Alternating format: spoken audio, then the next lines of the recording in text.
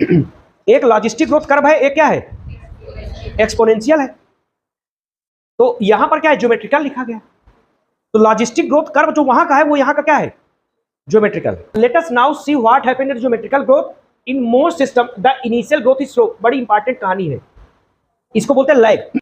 ये लैग जो होती है वो स्लो होती है, ये फास्ट होती है, और इसको बोलते हैं लॉग। स्टेशनरी का मतलब होता है कांस्टेंट हो जाना। अच्छा, जो ये ग्रोथ है इसको सिग्मॉइड ग्रोथ भी बोलते हैं। कौन सी ग्रोथ बोलते हैं, एस शेप कर्व मिलता है।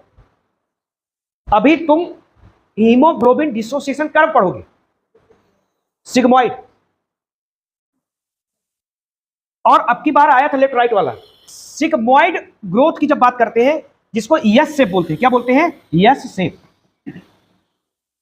ये तुम्हें यस शेप दिख रहा है, सिग्मॉइड है। देखो एक चीज बता दें हम, ये जो तुम्हें सिग्मॉइड ग्रोथ दिख रही है ये जीवन से भी जुड़ी है, हमेशा इसको बताते हैं। अब तुम्हारे तैयारी पीरियड में यही काम आता है, सुनना ध्यान से।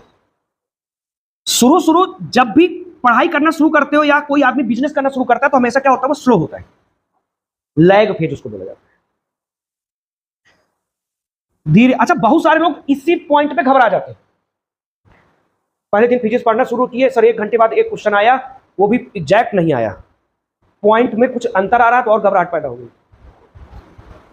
अब बगल वाले को देख रहा है जो फिजिक्स तुमसे पहले से ठीक से करने की कोशिश कर रहा है, उसने क्या किया, उसने तुम बोला तुम कितने क्वेश्चन किए, तो उसने बोला कि मैं तो आज आधे घंटे क्वेश्चन लगाया था, मेरे कम से कम 15 हो गए, और घबरा गया दूसरा वाला। एक्चुअली जिसने 15 क्वेश्चन आधे घंटे में लगा लिए हैं उसने इस फेज को क्रॉस कर लिया, मेहनत करके समय गुजार दिया उसने। अब तुम क्या करते हो, जब भी तुम हफ्ते भर बाद पढ़ने का सोचते हो, बहुत सीरियस होकर आज पढ़ेंगे, सीधे फिजिक्स आज उठाए, तुम आज लैग फेज में 1 हफ्ते पहले भी थे, आज में भी हो, तो शुरू स्लो होती है, इसी में घबरा जाते हो, तुम्हारा फिर तैयार हो नहीं पाता।